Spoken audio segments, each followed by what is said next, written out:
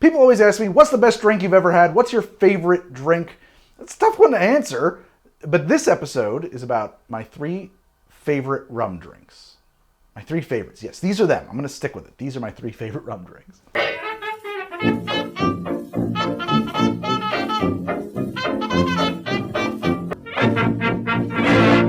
So we're going to do 3 drinks today, and they're all rum. And I know that rum, at least in my local liquor store, can be really tricky to get. You might have Captain Morgan and Bacardi available, but some of the more esoteric rums I use on the show can be hard to find. And actually, even for me, recently, I have found Smith & Cross locally to be really hard to get, which is why I am partnered with Curaçao. And if you live in the United States, there is a very good chance, since I think Curaçao currently services 70 or 80% of the US population, that they can ship top quality stuff straight to you. You can find them from drink.curiata.com, or there will be a link just for this episode in the pinned comment below that will take you to all the stuff I'm using on this show. Actually, one of these too, this Gosling's Old Rum, I had never seen that before. I was just poking around on Curaçao myself, saw it, and said, well, I want to try that out. And so I ordered that. And it's going to show up in this episode. It's pretty cool stuff. I like it a lot, actually. And remember that any orders over $200, use this code, and you will get free shipping, which is great. It's a good deal for you. Okay. So one of the questions I get asked all the time, either it's in the comments or on Twitter or when I'm live streaming on Twitch, which is over at twitch.tv/GregFromHTD, by the way, is what is your favorite drink? What's the best drink you've ever had? And first, that's a really tricky thing to answer. It's kind of like asking, what's your favorite movie? I mean, I need to narrow the selection range a little bit. My favorite noir, or my favorite pre-code, or my favorite horror. Okay, we can work with that. But my flat out favorite movie or my flat out favorite drink, I love all my babies equally. But that's kind of useless. So instead, that's what I'm going to do. These are probably my top 3 favorite rum drinks that I've ever had, that I've ever made for the show. And if this one does well enough, I will be doing follow-ups of this episode, or for different spirits, which will help me a lot because I'll have these episodes then to serve as ready-made answers for those frequent questions. That said, by the way, much like if you really press me for my favorite movie flat out, I'm just going to answer Sunset Boulevard. And so the first drink I'm talking about is the one I most commonly use as my shorthand answer for my favorite drink. It's the Mai Tai. They're so good. They are just damn good. They are just amazing, perfect magic cocktails. And they really are a great way to show off some Caribbean rums. So let's make a Mai Tai. This drink was invented in 1944 by Trader Vic, who is also known as Victor Bergeron. I talked about him briefly and the Mai Tai in a recent episode I did about Don the Beachcomber because they kind of fought over who was the real inventor of the Mai Tai. And his version is supposed to feature a 17-year-old Ray and Nephew rum that he had in the bar. Now, Ray and Nephew stopped bottling that expression many decades ago, and even from pretty much the very beginning, Vic was working the recipe with substitution rums. But understanding that it was built around a particularly aged Jamaican-style rum is a great help in guiding your hand when selecting the rums you're going to use to make your Mai Tai. And I'm going to start by pouring 2 ounces of rum into my shaker, but which rums I select, or which rums you select, to make up those 2 ounces is a huge factor in a Mai Tai. Typically I make these using 1 ounce of Smith & Cross and 1 ounce of something like a Demerara, like an El Dorado 8 year or something like that. I think I used to do it with a Smith & Cross and a rum Agricole. I stopped doing that. I think the Agricole is sort of the wrong move there. It still makes a great drink. It's just sort of a Demerara is better. Anyway, but I've just gotten this bottle of aged Goslings from Curaçao. I love the way this bottle smells. This is just, oh, yes. So I'm going to do a 3-way split. I'm going to start with 1 ounce of this old rum from Gosling's because I really want to kind of feature this one today. And then I want to do 1/2 ounce of Smith & Cross, which brings a fair bit of funk, that Jamaican style funk. And then I'm going to do 1/2 ounce of El Dorado 5. That smells really good. Incredibly good. Like magic. Now, I know by the rules of bartending, you should build your drink in order from least to most expensive ingredient, but the rum thing is so foundational to the origins of this drink, I kind of had to break the rules to maintain my thread of conversation here that I've got going with you.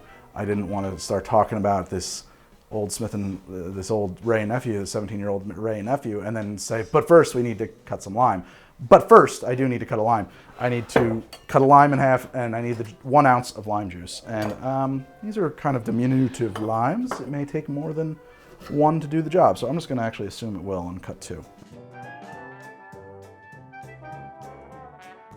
All right, 1 ounce of lime juice, 3/4 of an ounce of orgeat. This is not my homemade orgeat. This is Small Hand Foods orgeat. I have been pretty lazy about making orgeat lately, honestly. But this is the orgeat I was going off of when I kind of made up my own recipe. I wanted to get something close to this. This is still my favorite commercially available orgeat. It is not clear like a lot of other orgeats because they leave the fats from the almonds in there. And I think that that's a cool thing and an important thing when you're making orgeat, which is, I think, should be a little bit different from like a purified, rarefied almond syrup. I need 3/4 of an ounce. Do not try to replace this using something like almond extract or amaretto or whatever. You really need orgeat. It is mandatory for a Mai Tai. It's kind of the secret ingredient in a Mai Tai. And it's cheap to make on your own if you're not a lazy bum like me. Now, traditionally, the Mai Tai recipe from Trader Vic calls for 1/4 ounce of rock candy syrup. I once read when Vic said rock candy syrup, he meant a 2-to-1 ratio syrup that had vanilla infused into it. I've also read that it simply means any 2-to-1 syrup. I have also read elsewhere that he went as far beyond 2-to-1 as science would allow, adding sugar and sugar and sugar to water until it simply wouldn't dissolve anymore. I don't know what the truth is there. What I do know is that orgeat is a syrup too, and that the rock candy syrup, even when I've done the vanilla thing, really does kind of just disappear into the drink. It just maybe adds sweetness. So I'm gonna say it's optional. If you want this to be a little bit sweeter, you can add some simple. Or if you prefer, you could simply up the quantity of orgeat and make it a little bit sweeter and almondier. I am going to add 1/4 ounce of simple here. Now I need 1/2 ounce of dry Curaçao. You could use another orange liqueur or a triple sec. I strongly prefer this. I think Grand Marnier would be the closest equivalent. Okay. Now, I want to shake this up with crushed ice. And to do that, I'm going to use a Lewis bag. A Lewis bag, you know, I don't know who the Lewis is that these things are named after. But they were like old bank bags, money bags from the olden days. 3 big old cubes. Get a wooden mallet. I want to shake this up with some crushed ice and 1 decent sized cube to give it some heft, to give it some weight to help it aerate. But then a bunch of crushed ice. I'm going to save the rest of that for now. I'm going to give this drink a pretty quick shake. The chilling and dilution will be near instant because of all the crushed ice. So we just really need to mix it and give it a little aeration. And I'm going to do that half open thing because I want to hold back that 1 big cube in there. But all that other ice, that crushed up ice, that's fine. That can go in the drink. Top that up with a bit more of the crushed ice. There's science here, but this is already at a point where it's so cold that it can hardly dilute more. And so you can add all the ice you want. It'll be safe. It's not going to turn into a big watery mess. Certainly not real fast anyway. The traditional garnish, and some say it is mandatory, is a half a lime cut in half, overturned like an island. And I've been told that you're supposed to use a fresh lime for that job. Whatever, I will use whatever looks good. My limes today look particularly bad, but there you go, 1 fresh lime. And a nice sprig of mint so that it will look like a palm tree. And this is my mint saver. I love this thing. You don't even need to keep it in the fridge. And I will make it a link available in the pinned comment below. Boom, give it a, I've been told that that's not really that important, doing the clap. I've always learned the clap, doesn't matter, I don't know. And then a straw. Now, truth be told, the upside down lime, that is really just a visual thing. You don't really need that. But the mint, you gotta have the mint. And you should line up your straw so that it forces your nose into the mint when you drink it. Like that. Oh, that's so good. Oh my God. It's been a minute since I've had a good Mai Tai. I was really curious how the Goslings was gonna perform here. I haven't tested it yet, and I love it. This is a brighter, more fresh tasting Mai Tai than I've had in a while, which is surprising because the age of the Goslings, you would expect that to work against it. It is just crisp lime tartness balanced really well against this almond sweetness. And throughout it, you have this oaky Demerara rum, funky burning sugar taste. You get a little bit of the Jamaican style funk, that you know, kind of rotting bananas taste that it's not hiding its rum either. This is like a in-your-face glass of rum. Oh man, I love a Mai Tai. They're so good. I mean, this is just a heavenly drink. If I finish that whole thing, this episode's gonna be a mess. So I'm not gonna do that. Instead, we're gonna move on to my next of the 3 favorite rum drinks right after this. Okay, let's put this aside. You can sit over there safely.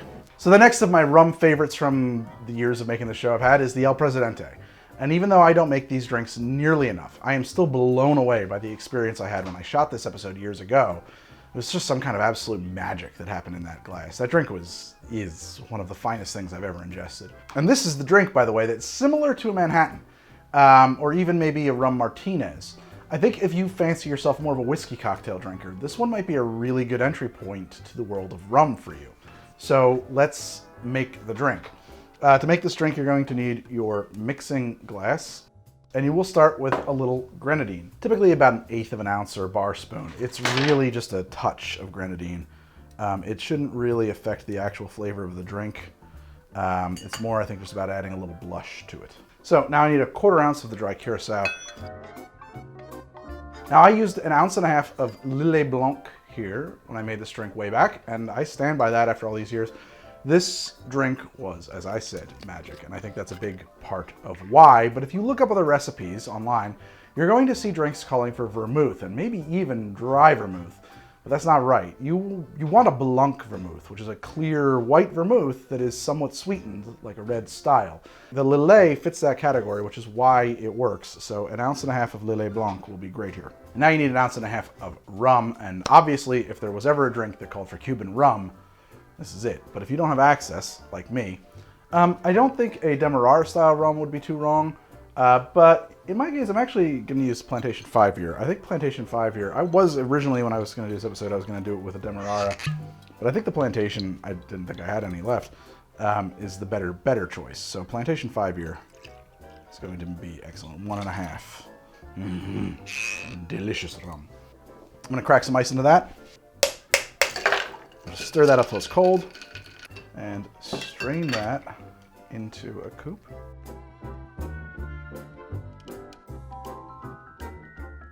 And then that gets garnished with an orange twist. And here we have an El Presidente. Let's hope it's as good as it should be. Ooh, what a complex and wonderful flavor. The evolution there is just really surprising. It's a very simple list of ingredients. It's kind of the perfect cocktail in that way, because like a lot of drinks, it's like, boy, there's a lot of things in here.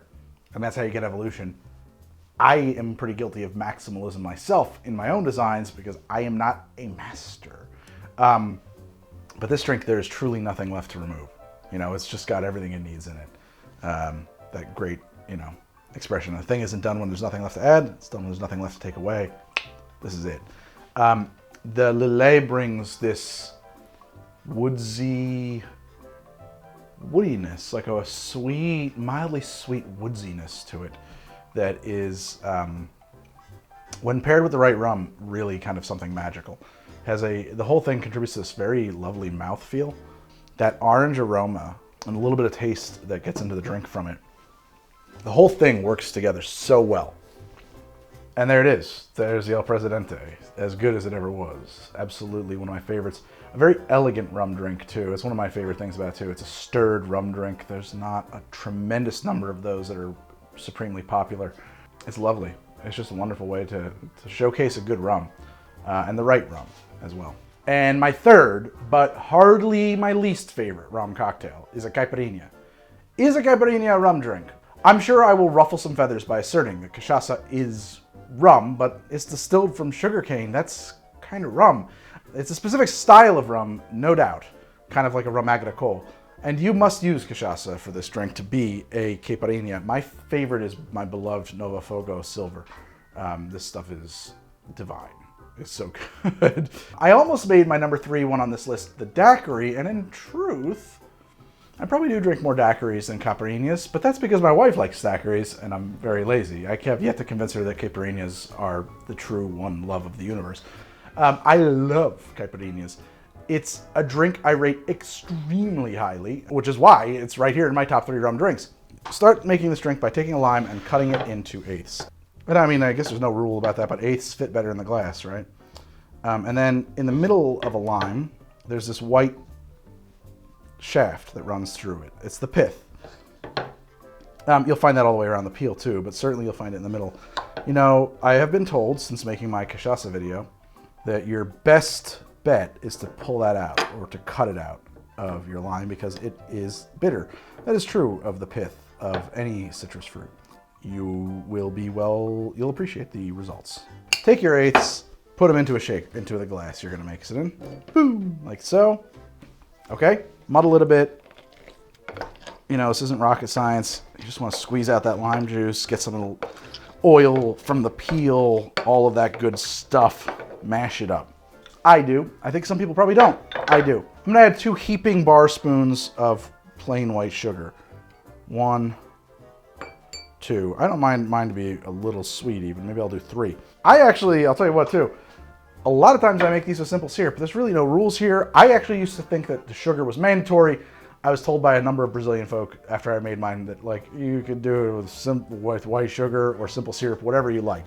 That's one of my favorite things about this drink is that you can make it how you want. It don't matter. Just get the sweetness level that you think you want, you know, and you're gonna find that through trial and error. And by the way, you should know that sweetness in cocktails can almost always be to taste and is the first variable you should look at adjusting in a cocktail if it's almost just right.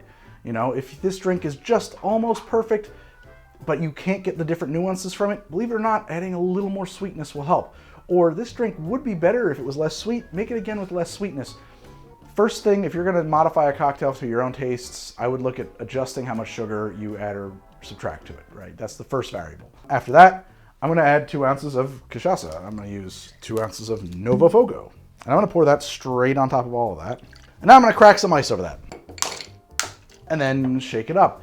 You have a couple of options here. I'm going to actually, that was a mistake. Just disappeared, doing like a magic trick. The glass has disappeared. Use the short tin on this glass. You can take your Boston shaker and just kind of shake anything with it, right?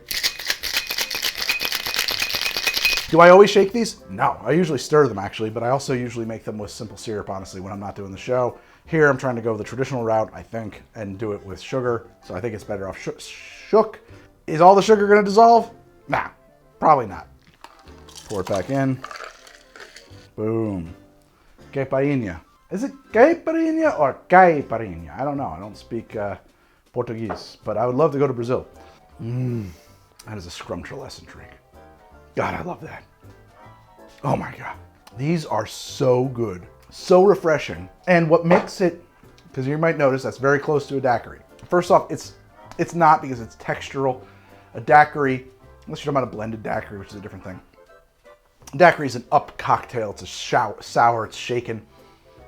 This has so much chunky ice and pulp from the limes in it. It's just a very different thing. And you got the bits of sugar that aren't dissolved. But the other thing is, cachaça is rum, but it does not taste anything like the rum you would use in a daiquiri. It has such a different funkiness to it. This drink is somehow funky, lime, sweet, salty, fresh, a little bit of vegetal. You get the terroir even, I think. There's so much going on in that glass. Boy, is that a good drink. Very refreshing, excellent cocktail. Well, there they are, my top 3 rum drinks. I think these are my top 3 favorite rum drinks.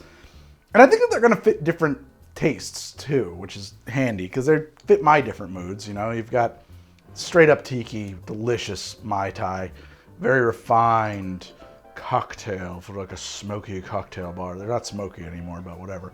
The El Presidente, you know, sort of a up drink, a martini competitor. And then, of course, my quick and dirty Caipirinha that I just love. Love these sons of bitches. Just want to sit down and I feel like it's a drink after you've been tooling around in a badass dune buggy, sailing over the dunes all day, and you're hot and sweaty, you just want to have a Caipirinha. If you're looking for any of the rums I used in this episode, check out drink.curiata.com or use the link in the pinned comment below.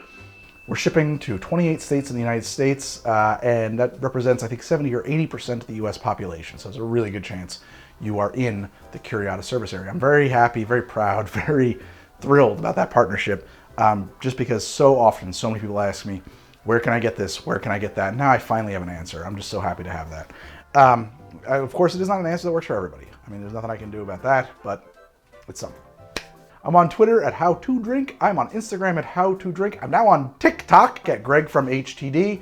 And I am on Twitch at Greg from HTD. And I have a Patreon at patreon.com/howtodrink. There's a lot of different ways you can get your How to Drink fix. Making the show for quite a while. And here are some other episodes that you may enjoy. Until then, this is HTD, and I will see you very soon with another episode. Thank you so much. And what is your favorite rum drink, by the way? Is it one of these three, or do you have a different favorite rum drink? I don't know. Love that, but I'm in a Mai Tai mood.